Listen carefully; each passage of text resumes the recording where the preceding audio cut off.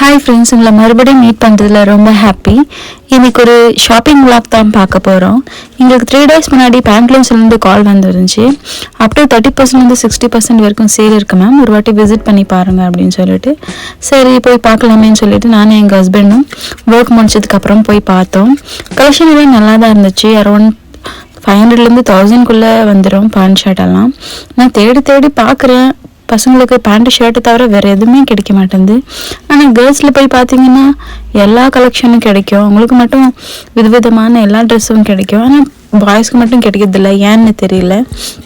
கேர்ள்ஸில் எல்லா கலெக்ஷனும் எனக்கு ரொம்ப பிடிச்சிருந்தது, எனக்கு எல்லாம் அட்ராக்டிவாக இருந்தது.